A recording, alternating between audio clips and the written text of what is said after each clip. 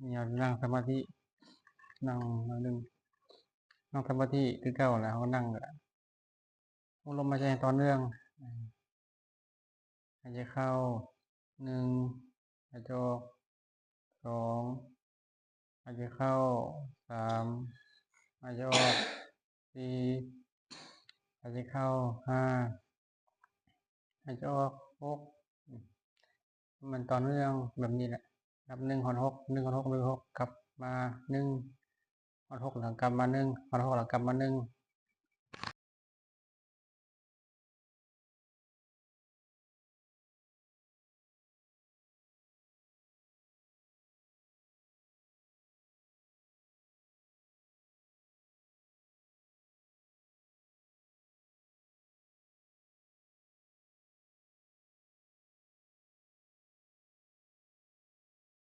นั่งคือเตาแป้งเนาะ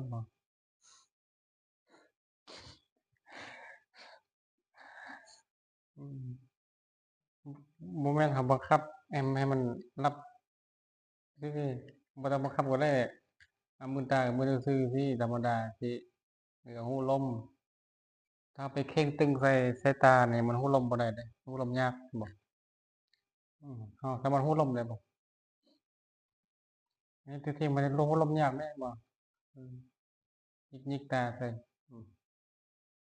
จนนั้นเลือนดังออกยิกขึ้นลงยึงลงเลยตากับมือธรรมดาตามือธรรมดาแล้วก็สัมผัสลมที่มันเข้ามันออกนะต้องใส่ความสงบสิแล้วนั่งสิละลมมันเข้าเขาก็หู้ใช่ไหมลมมันออกเขาก็หู้ลมเข้าเขาก็หู้ลมออกเขาก็หู้ลมถ้าเอาหู้เรื่อยๆในลมมันจะออกสามารถออกทางอันนี้ก็ได้นะออกตามแขนตามสันหลังตามบ่าไหล่ตามหัวตามดั้งตามใบหน้าลมมันออกเลยโดยเฉพาะแต่หูดังของเราเลยถ้าฝึกบ่ถึงขั้นเนี่ยมันหูแต่ลมเหมือนบ่ลมมันเข้าทางดั้งกับทางปากเห็นบ่เข้าทางก้นก็แต่ว่าเราพูดเรื่อยๆเนี่ยลมมันออกทั้งหมดเลยนี่เห็นบ่ตามแขนลมมันก็ออกเลยบ่จะเป็นต้องในหูดังก็ได้เลยสมมุติว่าเวลาเราดังเราตันสิลมมันก็ออกทางแขนนี้ทางขานี้ทางหลังทางหัวเนี่ยลมอันนี้ถ้าเราฝึกถึงขั้นเลยถ้าเราฝึกบ่พอนี่เวลาคันดังเนี่ยเราก็หายใจบ่ออกรถสินะคือครูบาเนี่ยถ้าคันดังนี่สบายหายใจทางอื่นก็ได้ลมมันออกทางอื่นก็ได้ลมมันออกหมดทุกบอนเลยตามหูคุ้มคนของเฮามันก็ออกเนาะ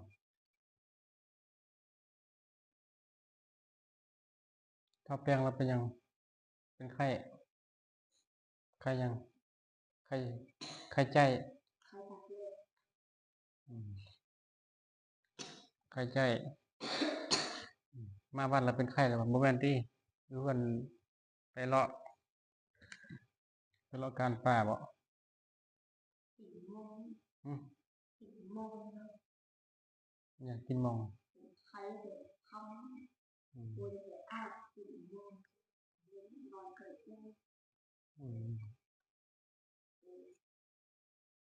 ครับใช่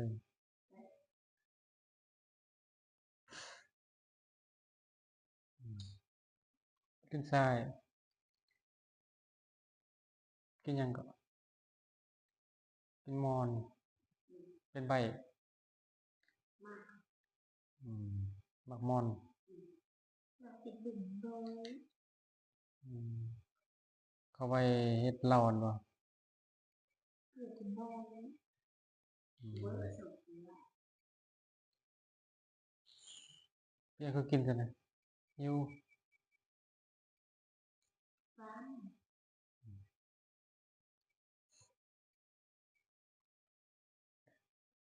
ร่างกายมันอ่อนแอเพราะว่าเราบ่ได้ฝึกนั่งสมาธิเราฝึกนั่งสมาธิรู้ลมหายใจเข้าหายใจออกในร่างกายมันจะแข็งแรงร่างกายเราเด้ถ้ารู้เรื่อยๆเด้บ่เราพยายามรู้แหละหายใจเข้าก็รู้หายใจออกก็รู้หายใจเข้าก็รู้หายใจออกก็รู้พยายามฝึกให้มันได้แหละให้มันชำนาญแม้กระทั่งที่ว่าเราย่างเราก็รู้ลมนั่งเราก็รู้ลมยืนเราก็รู้ลมเว้าเราก็รู้ลมนอนเราก็รู้ลมนะให้มันชำนาญเมื่อฝึกชำนาญพอแล้วมันจะมีความเย็นตามหน้าผากบ่ตามกะโหลกหัวบ่ตามกระดูกสันหลังตามต้นโตนะมันจะมีความเย็นขึ้นมารู้ลมเด้อเราก็จับความเย็นเราก็มาจับความเย็นนั้นแทนคือได้นั่งแล้วมันก็เย็นอยู่บ่บ่เย็นหน้าผากอะนะบ่เย็นแม็ก9 ปีวะโอ้ได้จักปี10อืม11นี่ครับเข้ามอยังอืมถ้าอดป.4 ป.5อืมก็ตัวใหญ่เนาะไปเราก็ไปเฮ็ดเบิ่งเด้อไปลองเฮ็ดอยู่เรือนนั่นแหละเวลาว่างเราก็เฮ็ด3 นาทีก็ได้บ่หลายดอกมื้อหนึ่ง3 นาทีถ้าเราฝึกได้ชำนาญมันดีเลยเก่งเรียนก็เก่งอืมเก่งเฮ็ดหยังก็เก่งไปหากินกับมันได้แต่หน่อไม้หั่นแหละหากินก็ได้แม่นบ่หากินกับมันอืมหาผักหาหน่อกับมันก็ได้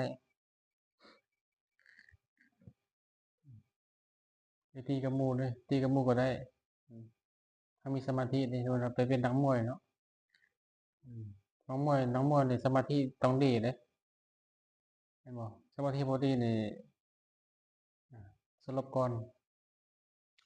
อาเราตีด้วยอารมณ์โมโหนี่บ่ได้เด้ต้องตีด้วยความสงบมันจึงชนะเด้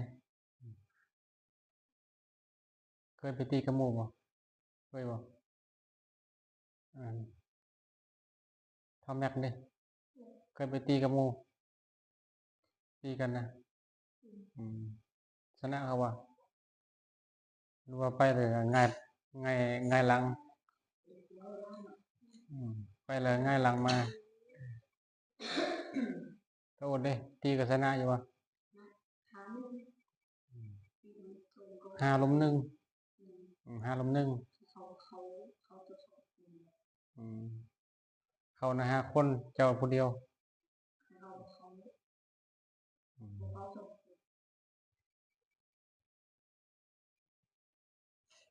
ตีเอาแต่อารมณ์ตีบ่ได้ตีบ่ชนะดอกต้องมีสมาธิในการตีแม่นบ่หลายหลายคนก็ตามแต่มีสมาธิในการตีก็เอาชนะคือเก่านั่นสมาธิได้แล่นหนีสมาธิก็ได้เข้ามาลาวก็ต้องแล่นตัวแม่นบ่ฉลาดเด้อืมคันมื้ออื่นก็ลองไปฝึกเด้อเฮ็ดให้มันได้ทุกมื้อแล้วยังเฮ็ดได้ทุกมื้อให้คงดีมื้อละ3 นาทีนั่งอยู่ผู้เดียวนี่ก็หายใจเข้าหายใจออก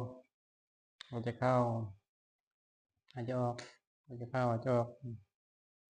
อยู่เรือนเขาก็เฮ็ดอยู่ว่านั่งสมาธิบ่มีอืมมีผู้เฮ็ดอยู่บ่บ่มีอืมมีแต่สิไปม่วนกับหมู่ไปล้อหยอกหมู่หั่นอืม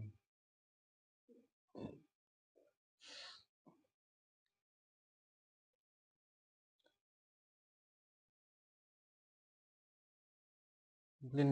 ลิ้นมันก็ม่วนเนาะลิ้นน้ำม่วนนั่งในบ่ม่วนเนาะนั่งแล้วก็เศร้ารถนั่งแล้วก็ขึ้นยักขึ้นหาทางไปเลยบ่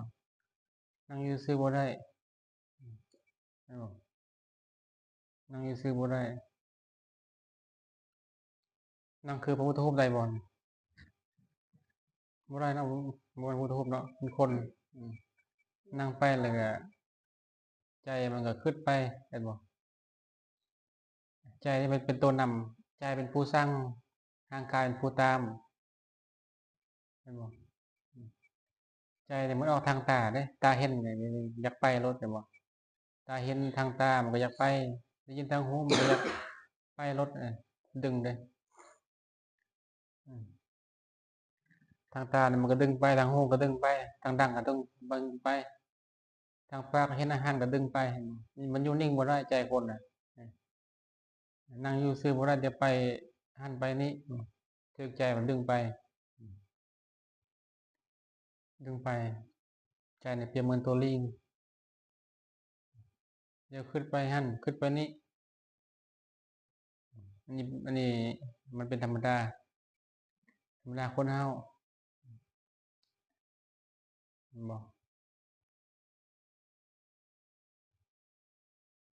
อาการของใจมันเป็นแบบนี้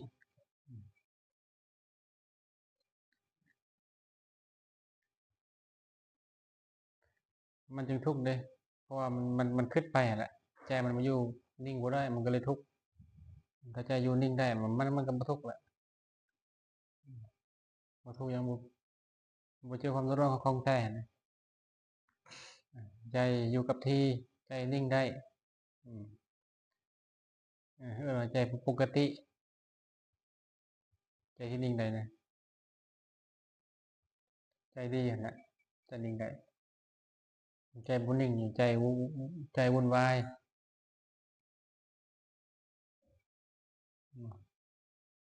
แล้วหาคนนิ่งนี่บ่มีหายากเนาะนิ่งก็สิมีแต่พระพุทธรูปแล้วนิ่งคนน่ะบ่นิ่งอยู่เฮียนก็มีคนนิ่งอยู่ว่ะคนนิ่งคนสงบน่ะมีบ่เคยเห็นบ่บ่เคยมีแต่คนคือลิงมีแต่ลิงเนาะ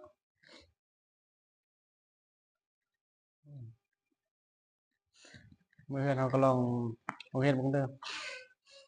ไปนั่งเบิ่งมันสิได้ร่างกายเฮาดีเด้มันจะเป็นพยาธิพยาธิมันจะบ่ค่อยมีที่เป็นก็บ่ค่อยมีคือโทษเราดังเอาเลือดเด้เอามือแหย่ใส่ถ้าหูล่มนี่มันก็บ่ค่อยเจ็บนั่นแหละมันบรรเทาได้บ่จำเป็นต้องกินยาพนมมือข้าพเจ้าข้าพเจ้าขอตั้งจิตขอตั้งจิตด้วยเดชะบุญด้วยเดชะบุญที่พวกข้าพเจ้าที่พวกข้าพเจ้าได้กระทได้กระทำในวันนี้ำในวันนี้ขอให้ข้าพเจ้าขอให้ข้าพเจ้าจงมีความสุขจงมีความสุขขอให้พ่อและแม่ขอให้แม่ของข้าพเจ้า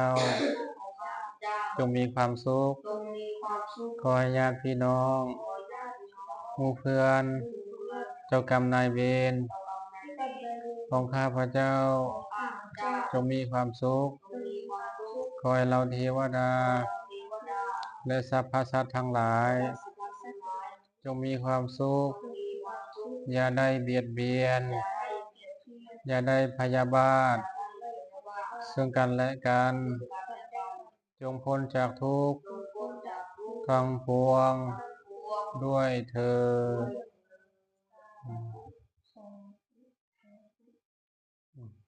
กับพระละเมืออัญชลีวันทาหัตถิวาอัญชลีวันทาหัตถิวาอัญชลีวันทาหัตถิวาอัญชลีวันทาหัตถิ